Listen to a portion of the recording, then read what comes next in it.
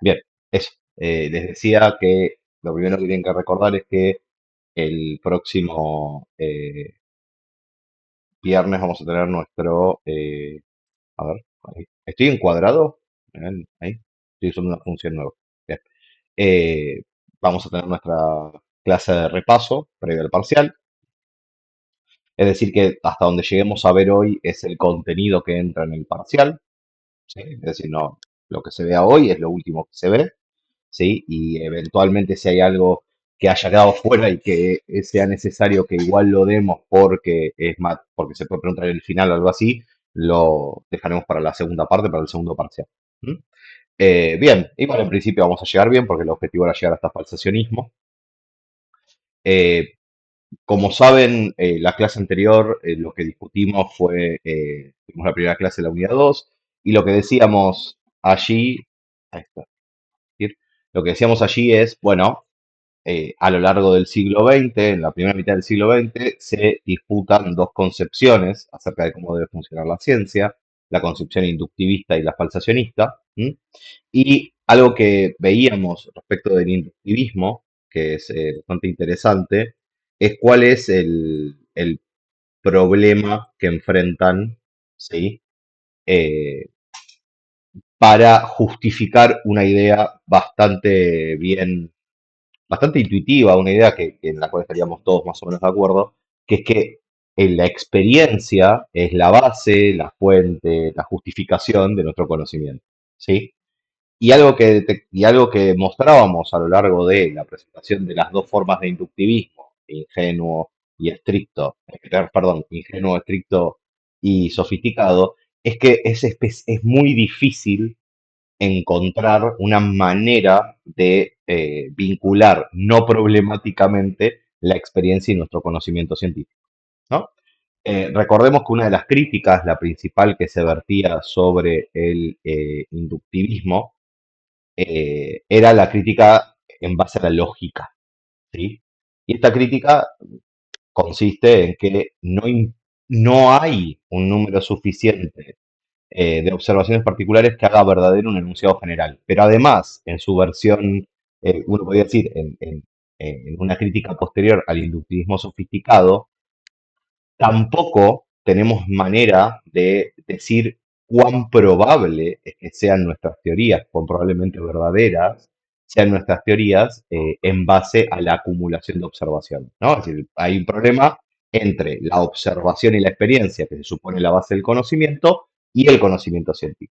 Bueno, esto lo habíamos visto, ¿no? En estos términos, que el razonamiento inductivo no es una buena forma de razonamiento, pues puede ser que todas las premisas sean verdaderas y la conclusión falsa, es decir, que toda la base observacional sobre la cual descansa mi teoría sea verdadera y que mi teoría sea falsa. Entonces la pregunta es cómo uno sale, ¿no? De este atolladero. Y la respuesta es que, bueno, quizás el problema es pensar que lo que hace la observación respecto de nuestro conocimiento es asegurar o aumentar su grado de confirmación, ¿no? Quizás el problema es que eso no ocurre así. Quizás el rol de la observación y la experiencia no es el de dar razones en favor de nuestra teoría, sino que es aquello que nos indica que nuestra teoría está equivocada, ¿sí?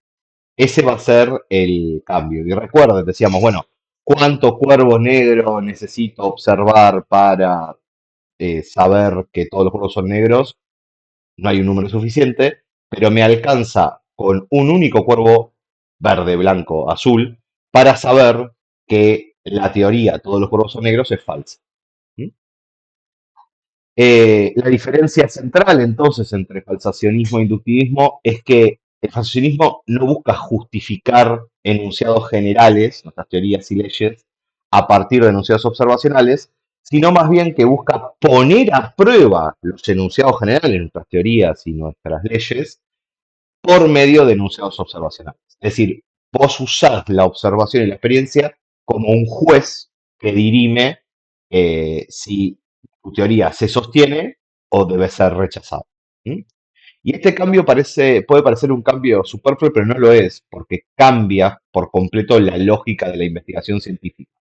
El primer cambio más radical es el orden temporal de la investigación, ¿no? En el inductivismo siempre subyace la idea que la observación y la experiencia es previa, tanto temporal como conceptualmente, a nuestro conocimiento científico. Y lo que va a proponer el falsacionismo es que en realidad nosotros postulamos teorías y postulamos hipótesis, o como diría el propio Karl Popper, hacemos conjeturas acerca de la realidad y luego las ponemos a prueba por medio de algún tipo de procedimiento de contrastación. ¿Sí? Esa es la idea general, ¿m? De falsacionismo. ¿M? Lo que en cierto sentido cambia también es la idea de que nosotros lo que hacemos es, como no podemos verificar o confirmar las leyes, lo que hacemos es ponerlas a prueba y ver si resisten o sobreviven a la contrastación.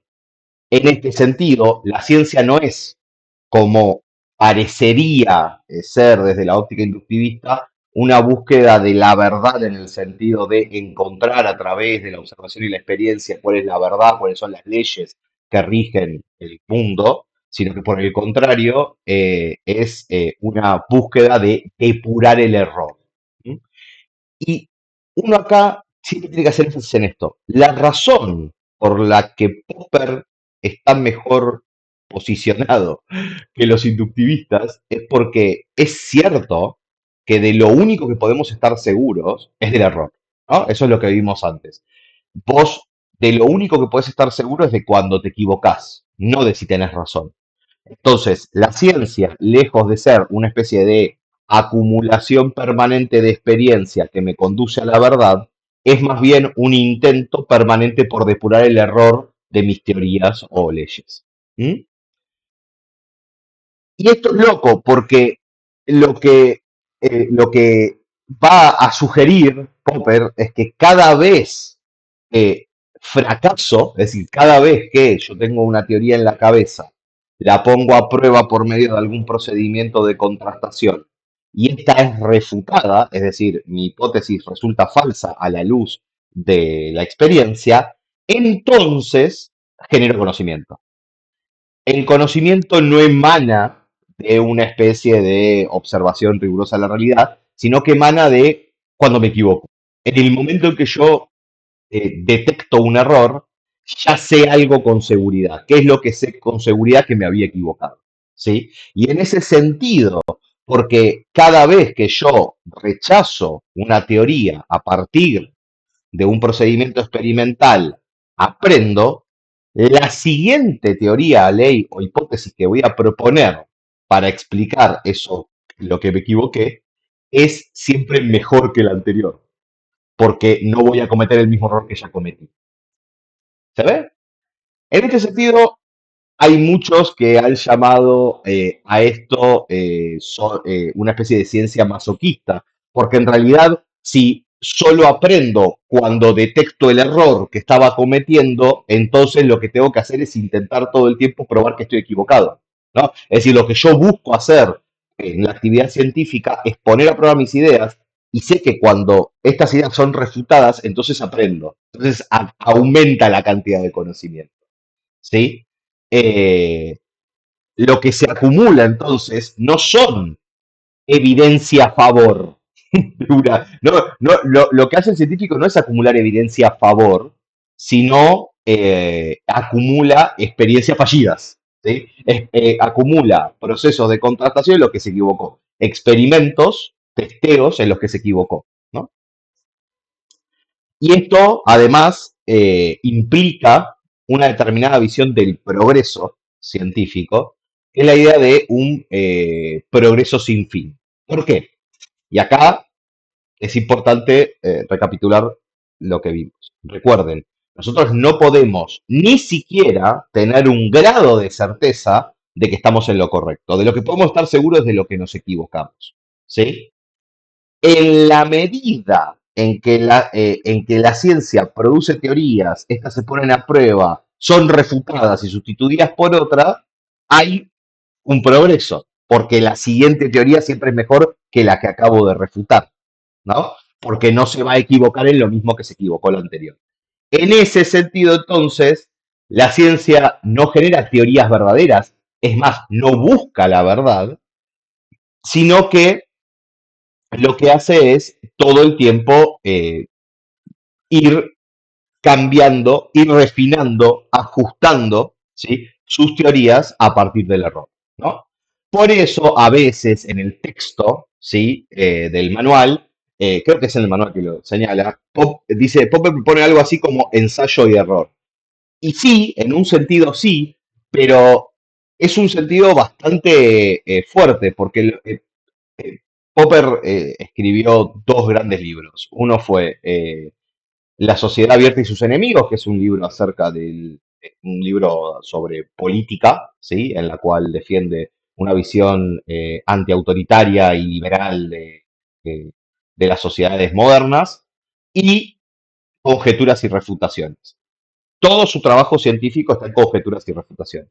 Y en conjeturas y refutaciones, justamente lo que dice es, bueno, lo único que tenemos, ¿sí? Es eso, es nuestra capacidad de conjeturar, ¿sí? De proponer teorías o hipótesis y la certeza que nos da la refutación. Por eso, conjeturas y refutaciones, ¿no? Yo, entonces, el mecanismo sería el siguiente. Yo propongo una teoría, ¿sí? Y la someto a contrastación en repetidas ocasiones. En algún momento, esa contrastación va a resultar desfavorable, es decir, va a ser refutada por la experiencia, ¿no? Entonces, tengo la hipótesis de que todos los cuervos son negros, eh, po- empiezo a buscar cuervos y veo, ah, mira, este es negro, este es negro, este es negro, me encuentro uno verde. Bueno, ese hallazgo refuta mi hipótesis, ¿no? Y por lo tanto, me veo obligado a postular una nueva hipótesis, H2. Y ahí arranca nuevamente ese proceso de contrastación. Busco, hasta que la experiencia me dice no. Y eso me lleva a una nueva hipótesis y otra vez el mismo proceso hasta el infinito. Y esto es importante entender de la visión del progreso de la ciencia en Popper, ¿no? Porque una cosa es su concepción general de la ciencia. Bueno, la ciencia es una búsqueda de la depuración del error, ¿sí? No tenemos ningún grado de certeza, ni siquiera probable, de que nuestras teorías sean verdaderas. Lo único que sabemos es cuando nos equivocamos. Y después está su visión sobre el progreso científico. Popper va a entender que el progreso es un proceso infinito, ¿sí? Es decir, como no puedo estar seguro de que tengo razón, lo único que puedo hacer es seguir poniendo a prueba mis ideas. En la medida en que me equivoco, postulo una teoría, una hipótesis nueva. Y siempre, a ver, sí, tengo acá, ¿no? La lógica lo que dice es, bueno, H2, a ver, no, punto láser, vamos a poner pluma, esto. Y ahora volvemos para, ¿no? Lo que podemos estar seguros es que H2 es necesariamente mejor que H1 y necesariamente peor que H3, ¿no? Mañana siempre es mejor, es la idea popperiana básica, ¿sí? Esa es la idea que Popper va a defender. En la medida que avanzamos en ese proceso de conjetura, contrastación, refutación, nueva conjetura, contrastación, refutación, siempre estamos progresando, siempre estamos mejorando. Y en ese sentido, si ustedes ahora echan la vista atrás y piensan en, por ejemplo, cómo piensa Bunge la ciencia, se nota que Bunge es un popperiano, porque Bunge tiene esta idea de que la ciencia permanentemente progresa, que nunca termina ese proceso. Esa idea de que nunca llegamos a una verdad porque no podemos estar seguros de que hemos llegado a la verdad es una idea profundamente popperiana, ¿sí? Y también es una visión muy antidogmática de la ciencia, ¿sí? La clave para entender por qué Popper le pone tanta importancia a estas cuestiones, vamos un segundo para atrás, ¿sí? Es que no hay verdad. En el esquema de Popper, la verdad no juega un rol, no es algo que vos alcanzás, no es algo que esté a la mano, ¿sí? Es como la versión más extrema de oposición con el discurso mítico religioso, ¿no? Si el discurso mítico religioso observa la verdad como algo revelado en un libro sagrado o a través de los mitos que nos han contado, ¿sí? Una verdad que es inalterable y eterna, la ciencia se va a caracterizar por asumir que no tenemos ni idea de qué es la verdad, ¿sí?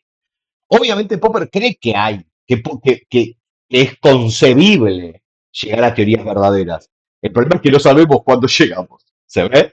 ¿Por qué? Porque acumular éxito experimental, o sea, acumular observaciones no me garantiza que sea verdadera. Es el problema de partida. Por lo tanto, nunca podemos estar seguros de que hemos alcanzado la verdad y por lo tanto la verdad en ciencia funciona como un ideal regular.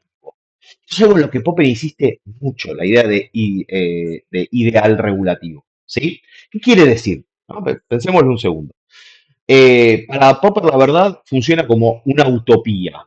¿Sí? Es algo que no podemos saber que alcanzamos, pero que es algo que buscas denodadamente. No es algo que no podés dejar de buscar. ¿Sí?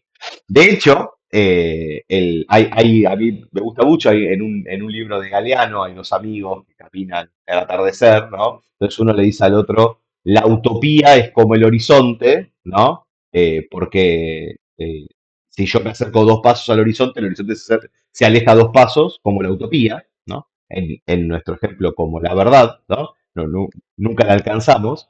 Y entonces le dice a su amigo, ¿para qué servirá la utopía? Bueno, sirve para caminar, ¿sí? Y lo que piensa Popper es que la verdad funciona como un ideal que uno busca a través de ese ejercicio medio masoquista de todo el tiempo estar poniendo a prueba tus ideas contra la experiencia, ¿sí?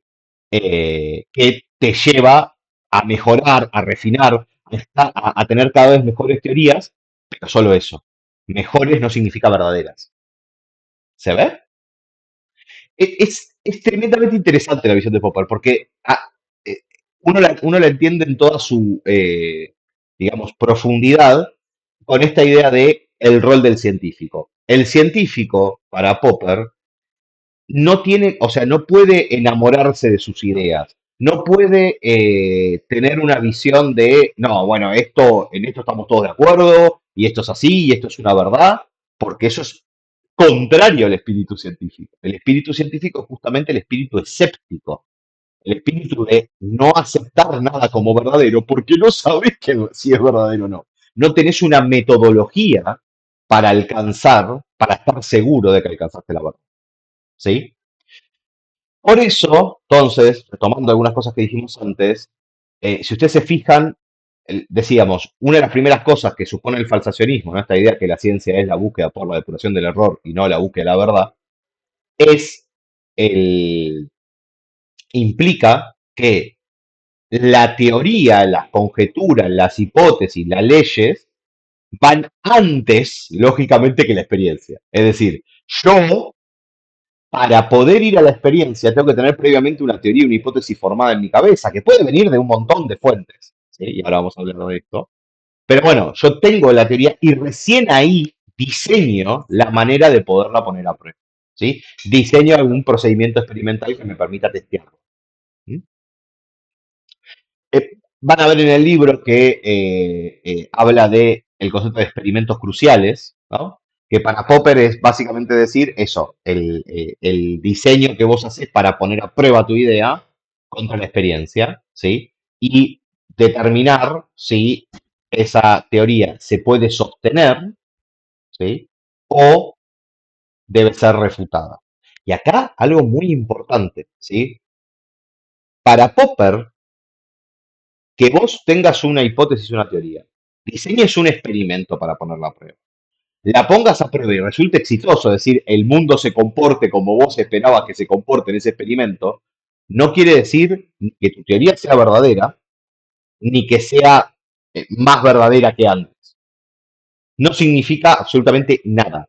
Lo único que podemos decir cuando hemos puesto a prueba nuestras hipótesis contra la experiencia y estas han resultado, han sobrevivido a esa refutación, han salido victoriosas, es que se sostienen, ¿sí? Siempre de manera temporal. Bien, entonces, volvemos acá un segundo. ¿Sí? Recuerden, el progreso es lineal, acumulativo e infinito, ¿sí? Porque no sabemos dónde está el fin, entonces no podemos establecer cuándo hemos llegado a la verdad. Por lo tanto, es infinito.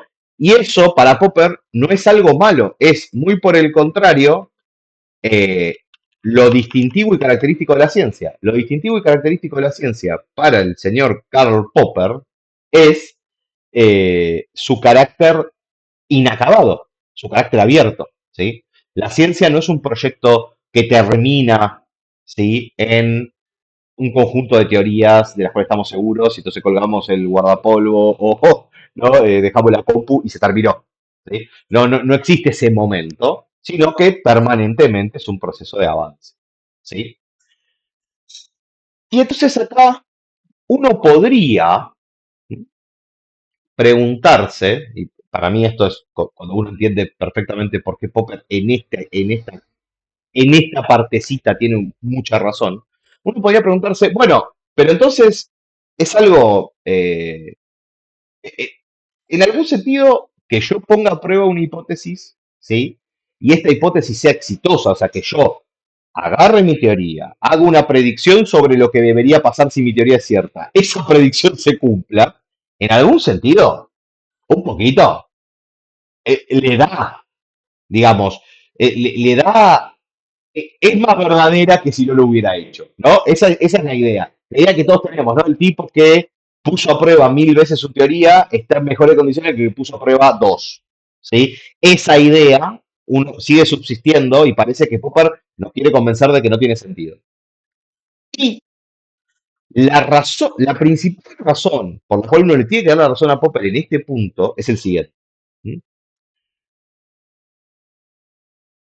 Ustedes saben que durante mucho tiempo, durante casi 2500 años de historia, la visión más establecida, lo vieron cuando leyeron Pardo, aunque no es materia de examen, pero lo saben, tuvimos una visión geocéntrica del universo. Cuando nosotros mirábamos las estrellas, lo que presuponíamos que lo que estábamos viendo es cosas que se movían alrededor nuestro. Sabemos que no es verdad, que lo movemos nosotros, ¿no? Pero durante mucho tiempo se armó un modelo astronómico en el cual la Tierra estaba quieta y era el centro del universo.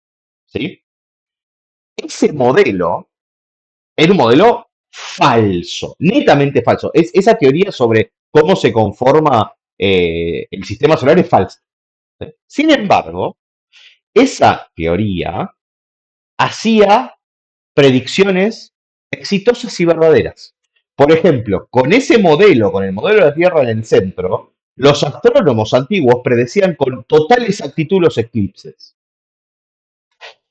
¿Eso qué quiere decir? Y fíjense qué contraintuitivo para muchas de las cosas que pensamos. Las teorías falsas dan lugar a predicciones verdaderas.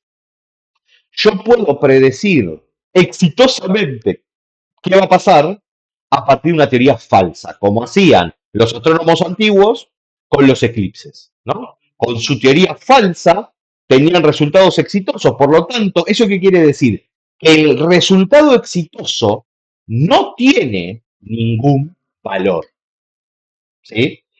Porque no me dice nada, porque yo puedo predecir 1000 eclipses exitosamente con el sistema geocéntrico, ¿sí? Y sigue siendo falso, ¿sabes?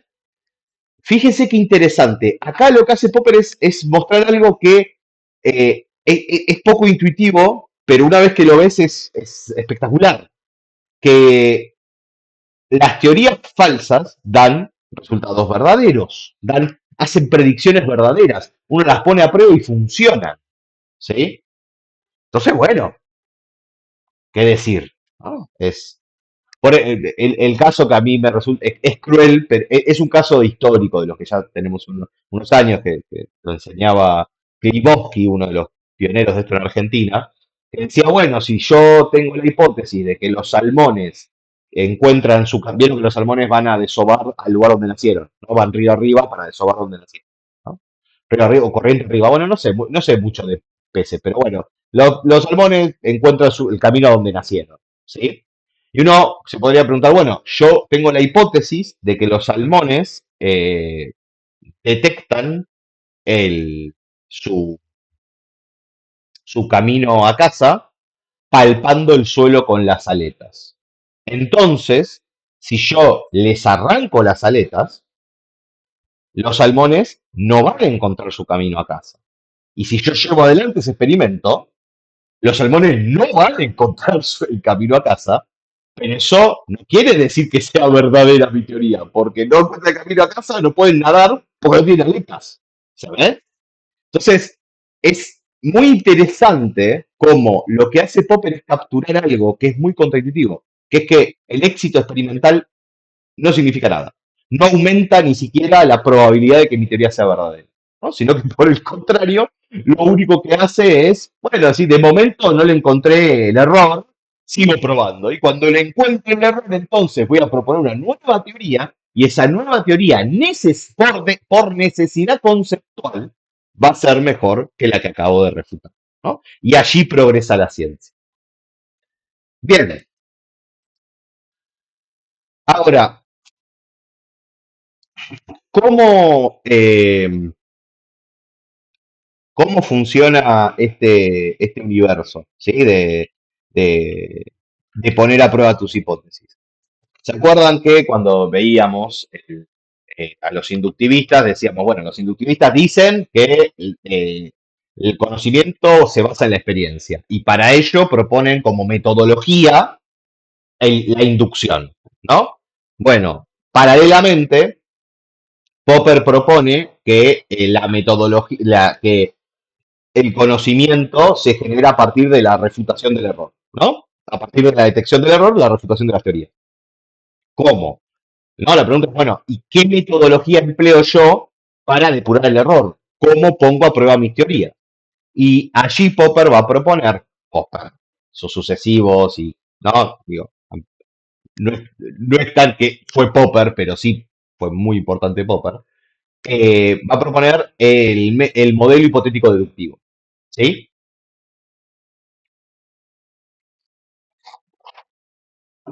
¿Cómo se contrasta entonces una hipótesis? Está claro que no podemos hacerlo de manera directa. Y esto es primer punto clave. Las hipótesis, las teorías no se contrastan de manera directa. ¿Por qué?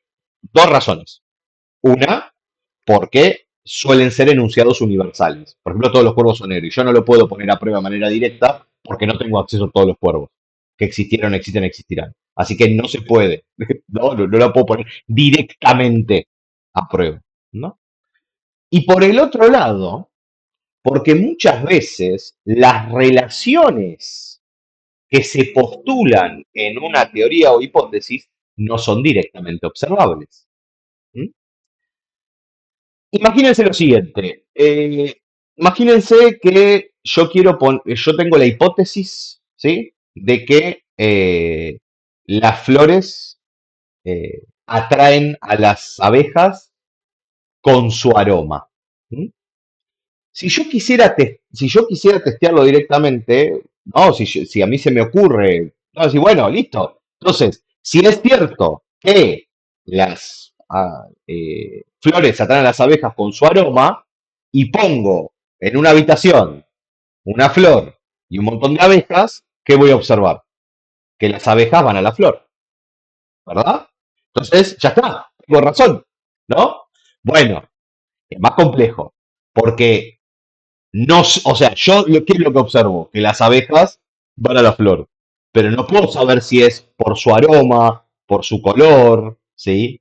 por su forma, ¿sí? Porque emiten un sonido imperceptible que solo escuchan las abejas, ¿se ve? Es decir, la razón por la que yo no puedo contrastar de manera directa o bruta una hipótesis es porque A, las hipótesis y teorías son en general enunciados universales, y B, porque muchas veces lo que la hipótesis dice no es directamente observable. ¿Sí? Entonces yo tengo que diseñar una manera de ponerla a prueba. ¿Sí? ¿Qué es lo que hago? Modelo hipotético deductivo. ¿Sí? El modelo hipotético deductivo consiste en lo siguiente. Voy a seguir con esta hipótesis. ¿Sí? ¿Cuáles son las etapas del proceso hipotético deductivo? Uno, un problema. Yo tengo un problema, ¿sí? ¿No? Entonces yo soy una persona que se dedica a la investigación sobre las abejas, ¿no? Y tengo el problema de, che, ¿por qué las abejas van hacia las flores? ¿Cómo atraen las flores a las abejas? Y entonces, primero postulo una hipótesis. Las flores atraen a las abejas con su aroma, ¿no? Entonces, ¿cómo es el proceso? Uno, tengo un problema que el mundo me presenta. Dos, postulo una hipótesis o una teoría para resolver ese problema. En este caso, el problema es ¿por qué las abejas van a las flores? La respuesta es las flores atraen a las abejas con su aroma. Bien, siguiente paso. Como no la puedo contrastar directamente por lo que acabamos de decir, diseño, ¿sí? Un experimento. Coloco en una habitación llena de abejas dos flores de plástico idénticas, uno con extracto de flores, o sea, con aroma de flores, y otra sin. ¿Por qué ese diseño? Bueno, porque ahí estoy aislando el aroma, que es lo que a mí me interesa ver si funciona, ¿no? Entonces tengo una flor de plástico idéntica a cualquier otra flor, pero sin aroma, y otra, ¿sí? Idéntica a flor de plástico, pero con aroma, ¿no? Entonces, si es cierto que las flores atraen a las abejas con su aroma, y es cierto que coloqué en una habitación llena de abejas dos flores de plástico idénticas, una con extracto de flores y otra sin, ¿qué debería observar? ¿Qué debería ocurrir? ¿Se les ocurre?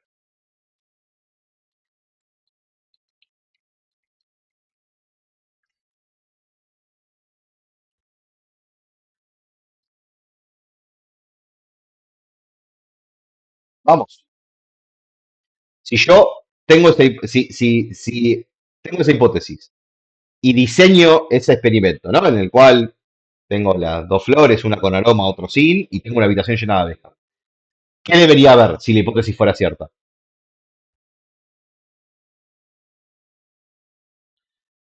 Están silenciados. Así que si alguno lo está diciendo, no lo escucho.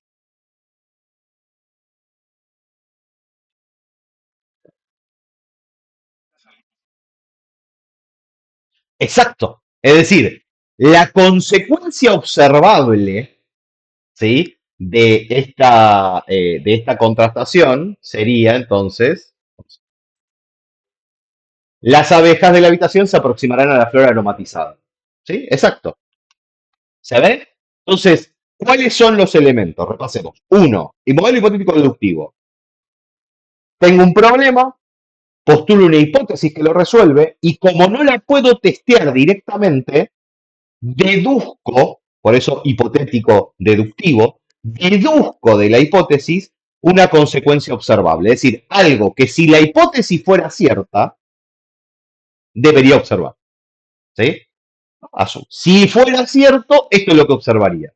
Entonces, nuevamente, si la consecuencia observacional no se cumple, o sea, si las abejas van a la otra flor o no van a ninguna, van a las dos por igual, por ejemplo, diría que la hipótesis es falsa, ¿no? La hipótesis ha sido refutada. Y esta refutación es definitiva. ¿Sabes? Si si la consecuencia observacional se cumple, o sea, si el experimento me sale bien, si yo tengo un éxito experimental, lo que podemos decir es que la hipótesis ha sido corroborada, es decir, se sostiene temporalmente. ¿Sabes? Y acá es donde surge este concepto maravilloso que se llama asimetría de la contrastación. tengo un problema, una hipótesis y diseño un experimento para ponerlo a prueba. Y hipótesis, deduzco la consecuencia observacional y la pongo a prueba. Si ocurre lo que espero si no ocurre, o sea, si fallo, puedo decir que la hipótesis es falsa, sin ninguna duda. Pero, ¿sí? Si se cumple, no puedo decir que es verdadera. Por eso es asimétrico. De la falsedad, de que no se cumpla el experimento, de que salga mal, yo puedo estar seguro de que la hipótesis es falsa. De que salga bien, no puedo estar seguro que es verdadero. Lo único que puedo decir es, ha sido corroborada, se sostiene, temporalmente. ¿Se ve? Por eso que es asimétrico. Entonces, repasando, porque esto es importante. Modelo hipotético deductivo es la metodología que propone Popper para la ciencia. ¿Sí? Que está basada, por supuesto, en su concepción falsacionista. ¿Qué partes tiene? Uno, encontrar un problema, ¿no? El mundo me plantea un problema que demanda solución teórica. Dos, elaboro una hipótesis o conjetura para resolver ese problema. Como no la puedo testear directamente, deduzco de ella a través de un experimento una consecuencia observacional y después chequeo si esa consecuencia observacional se cumple o no. ¿Sabes? Es fácil, es muy intuitivo. Pero este procedimiento es el procedimiento más elemental de la práctica científica diaria. Vos tenés una idea acerca de por qué ocurre algo, esa idea diseñás una manera de ponerla a prueba contra la experiencia, la pones a prueba y si sale bien, podés sostener temporalmente tu conjetura o hipótesis y si sale mal, podés estar seguro de que es falsa. ¿Sabes? ¿Se entendió esto del modelo hipotético deductivo? O sea, recuerden que es como una especie de ayuda a memoria, porque es hipótesis, deduzco las consecuencias observacionales. Hipotético deductivo. ¿Sí? Es eso. Es una manera de testear las ideas. ¿Sí? Lo que mejor tienen que entender de este método son las etapas, ¿no? El proceso. Problema, hipótesis o conjetura, contrastación, resultado. Bien. Popper, además, hace algo que para mí es tremendamente importante, ¿m? Y es discutir la noción de objetividad. ¿Sí? Y acá quiero que recuerden lo que charlamos la clase anterior acerca de por qué creían los inductivistas que la ciencia era objetiva. Ustedes recordarán, para los inductivistas, la eh, las teorías eran objetivas porque uno las construía a partir de la observación de la experiencia que es neutral, ¿no? Que es intersubjetivamente válida, ¿sí? Yo me baso a la hora de construir teorías científicas exclusivamente en algo neutral como es la observación, ¿sí? Sin embargo, eso es una patraña, como vimos, por el problema de la carga teórica de la observación. No, la observación no es neutral, sino que está cargada de teoría. ¿Cómo Popper plantea el problema de la objetividad? Dice, miren, las razones por las que un científico puede postular una teoría, si las razones por las cuales se le ocurre que las flores atraen a las abejas con su aroma, pueden ser de cualquier tipo, ¿sí? Pueden ser porque observó rigurosamente la realidad y se le ocurrió esa idea. Puede ser porque se lleva muy mal con su padre, que es otro científico, y quiere postular la hipótesis contraria. Puede hacerlo porque sabe que de esa manera va a obtener financiación. Puede hacerlo porque quiere quedar bien, ¿sí? Con determinado grupo de personas. Sí, Popper dice, los científicos son personas y tienen las mismas bajezas y las mismas virtudes, ¿sí? Que cualquier otro. Entonces, incluso a veces la razón por la que se te ocurre puede ser absolutamente irracional. Ese factor eureka, ¿no? Puede venir una hipótesis medio de un lugar que no sabe de dónde salió, ¿sí? Por lo tanto, si esto es así, las hipótesis salen de cualquier lado, ¿cómo podemos decir que la ciencia es objetiva? ¿No? Popper hace un ejercicio muy inteligente que es distinguir el contexto en el que a mí se me ocurre o postulo una hipótesis, que se llama contexto de descubrimiento, ¿sí? Y el contexto en el que yo justifico, acepto o rechazo una hipótesis, ¿sí? En el contexto de descubrimiento, en el contexto en el cual a mí se me ocurre una hipótesis, hay de todo. Hay psicología, hay emociones, hay broncas y amores, ¿no? Eso que nos hacía gracia del desapasionamiento. Bueno, hay muchas pasiones involucradas, ¿sí? Pero porque ahí no descansa la objetividad. No importa cómo o por qué se te ocurre una conjetura, sino que lo que hace objetiva a la ciencia es que cuando vos la pones a prueba, te guías exclusivamente por el resultado del experimento crucial, ¿sí? Por el resultado del modelo hipotético deductivo, ¿sí? La objetividad no reside en cómo llego a una idea, sino bajo qué criterios la acepto, ¿no? Y en el criterio de aceptación, de justificación, solo hay lógica y experiencia, ¿sí? Hipotético deductivo, ¿sí? Yo solo digo, bueno, si esto fuera cierto, tendría que observar esto ocurre, entonces la hipótesis se acepta, no ocurre, entonces lo rechazo. ¿Sí?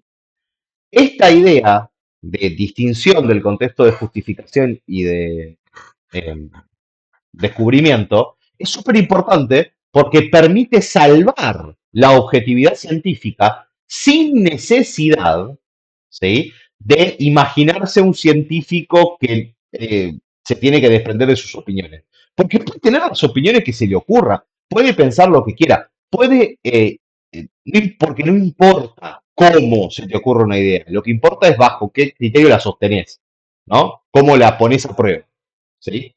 Justi- Descubrimiento y justificación, ¿sí? Para Popper, la objetividad solo existe en la parte de la justificación, no en la parte del descubrimiento. Y en ese sentido es una visión mucho más sofisticada que los inductivistas, porque para los inductivistas la observación era la fuente de la objetividad, pero ya vimos que la observación es discutible. Entonces Popper traslada el problema de la objetividad haciendo esta diferenciación entre cómo se me ocurre una idea y cómo la pongo a prueba.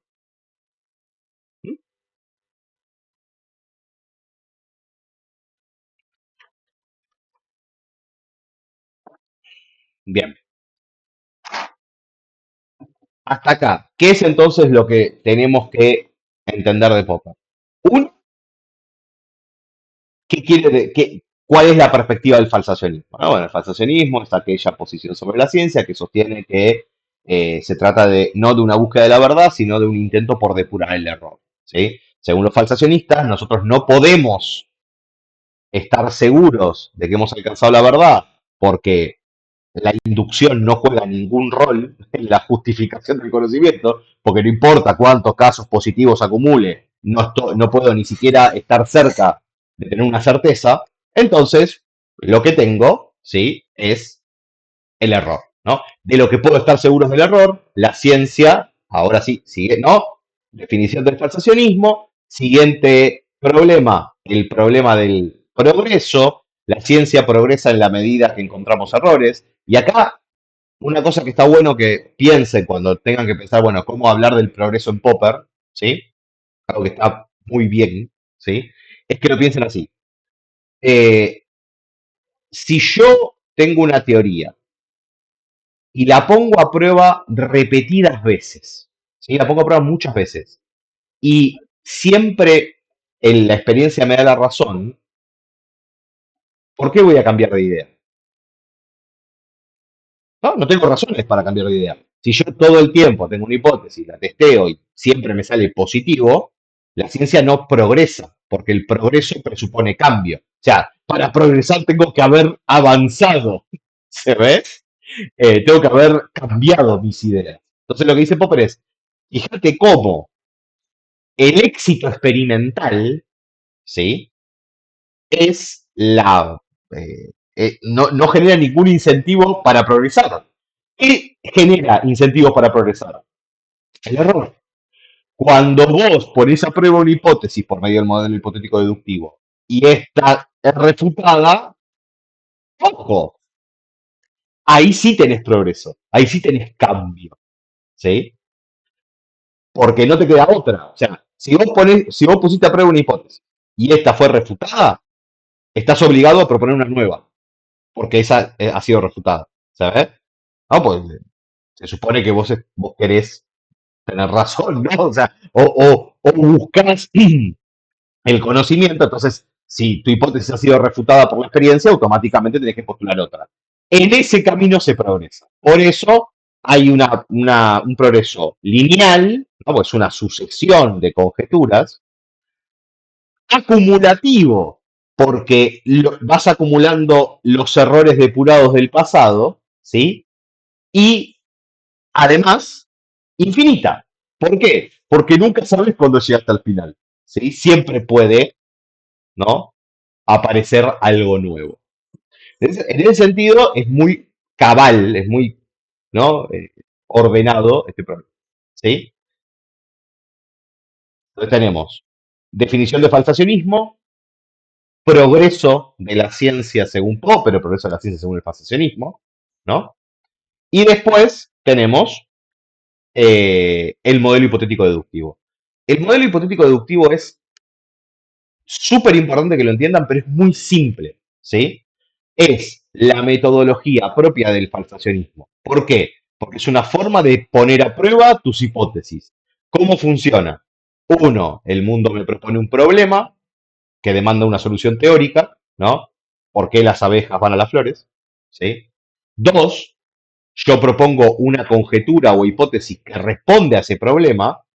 Las abejas van a las flores por su aroma, ¿no? Y tres, diseño un experimento, esas condiciones iniciales, diseño una manera de ponerlo a prueba. Cuatro, me fijo qué es lo que pasa. Si se cumple la consecuencia observacional que deduje, entonces la hipótesis se sostiene. Si no se cumple, la hipótesis se refuta. Simple. Es el mecanismo que engrasa esta maquinaria. Recuerden, esta maquinaria de acá, qué es lo que pasa entre H1 y H2? Que yo utilicé el modelo hipotético deductivo para ponerlo a prueba y esto fue refutado, entonces pasó a H2. ¿Sí? Y por último, ¿sí? Algo que quizás no es tan central, pero está bueno que entiendan la diferencia entre el contexto de justificación y el contexto de descubrimiento. Esto es importante ¿por qué? Porque es una visión de la objetividad distinta que la visión de la objetividad inductivista. Los inductivistas, la objetividad viene de que vos partís de la observación. Para los falsacionistas, la objetividad viene de que vos aceptás o rechazas una teoría solo en base a un resultado de un experimento crucial. ¿Sí? Eso es la justificación es absolutamente objetiva. De ahí reside la objetividad científica. Como ven, no es mucho lo que hay que manejar de Popper. ¿Sí? Son, si querés, cuatro ideas fuerza, pero yo diría lo más importante es definición de falsacionismo, progreso de la ciencia en Popper y el modelo hipotético deductivo. Sobre cualquiera de estas cuestiones se le puede preguntar en el examen. Algo siempre hay sobre Popper, ¿sí? Y suele ser alguna de estas cuestiones. ¿Sí? Entonces, casi que lo más importante es que lo entiendan conceptualmente, porque después, en términos de longitud, no es muy difícil. Yo les voy a dejar cargada en el campus igual la diapositiva, porque bueno, tuvieron la desventaja de no haber tenido esta clase de manera habitual, pero quiero que se den cuenta que no es mucho. Lo importante es que entiendan por qué el falsacionismo, ¿sí? sostiene lo que sostiene, ¿no? Y siempre uno lo tiene que ver en espejo con esa discusión con los inductivistas. Es en espejo, ¿por qué? Y porque básicamente los inductivistas van por la vía positiva, mientras que los velocistas van por la vía negativa, ¿sí? Y la razón es lo único que podemos estar seguros de cuando nos equivocamos, y por eso la labor científica es una labor masoquista, porque lo que tenemos que hacer es encontrar dónde nos equivocamos. No tenemos que chequear que tenemos razón, ¿sí? O sea, la ciencia no se trata de tener razón, se trata de equivocarse. Bien, vamos. Preguntas, dudas, ¿quieren que refuerce alguna de las cosas que charlamos hoy?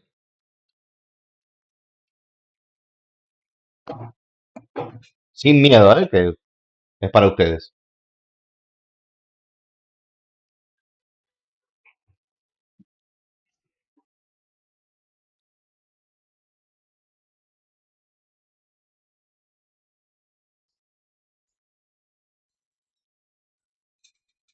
Sí, au, ujú, sí, exacto. Exacto, exacto. O sea, el modelo hipotético deductivo son sus pasos, si lo querés, ¿no? Es decir, el problema, la conjetura o hipótesis, el diseño experimental o contrastación y el resultado, ¿no?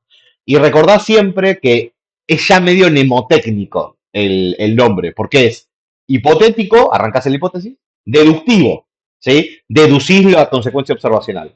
Quizás lo que acá es más difícil de recordar es por qué uno tiene que diseñar un experimento y fijarse qué es lo que ocurre observacionalmente, y siempre la respuesta es porque las hipótesis no se pueden testear de manera directa. Por dos razones. Una, porque muchas veces son enunciados universales que nunca puedo testear de manera directa porque no puedo acceder a todo lo cuervo. Y dos, y para mí mucho más interesantemente, porque las relaciones que a veces se establecen, las causas que se establecen en una hipótesis o conjetura, no son directamente observables, como el caso del aroma y las abejas. ¿Vos qué es lo que observás? Que las abejas van a las flores, pero no observás qué las trae. Entonces tenés que diseñar un experimento que te permita testear eso, ¿sí? Y por eso extraes el perfume de las flores, lo pones, ¿se ve? Haces ese ejercicio. ¿Mm?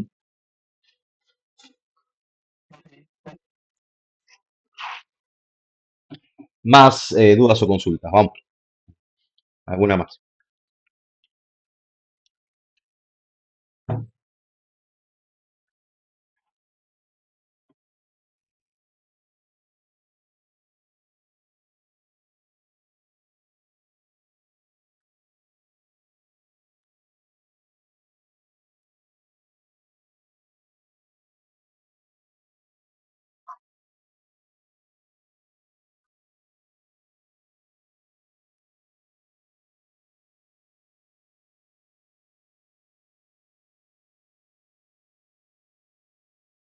Bueno, entiendo que la tiene súper clara, ¿sí? Vuelvo a insistir, ¿sí? En la próxima clase es la clase de consultas. Yo voy a hacer un esquema en el pizarrón, pero más que nada se trata de reforzar y recordarles cuáles son las preguntas más importantes, ¿sí? No voy a volver a explicar, ¿sí? El contenido, porque, bueno, están las clases. Entonces, lo que sí les pido es que todo lo que puedan llegar a estudiar de cara al próximo viernes, tienen 10 días, ¿sí? Todo lo que puedan llegar a preparar, apunten al 9, no al día del parcial, ¿sí? Apunten al 9 porque eso les va a permitir tener dudas sustantivas, trabajar sobre eso y que sea significativo. Recuerden que la próxima clase es una clase que se destina a ustedes, ¿sí?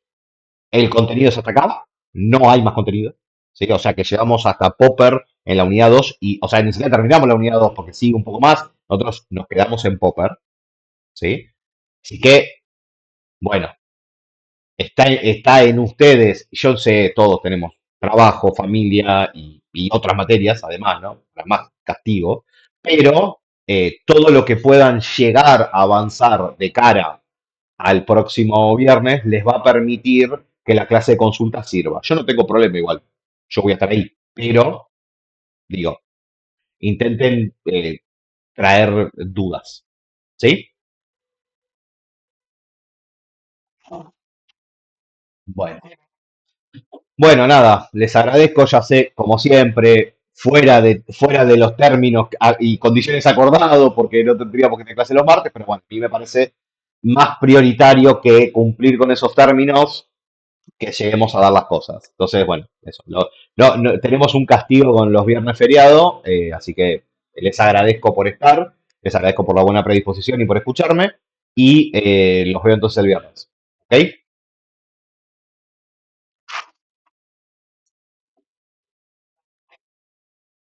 Bueno, suerte, nos vemos, que tengan buen fin. Sí, por supuesto. Sí, sí, estoy cortando ahora mismo la grabación. Dame un segundo que tengo que entrar al OBS para cortar, al programa en el que grabo.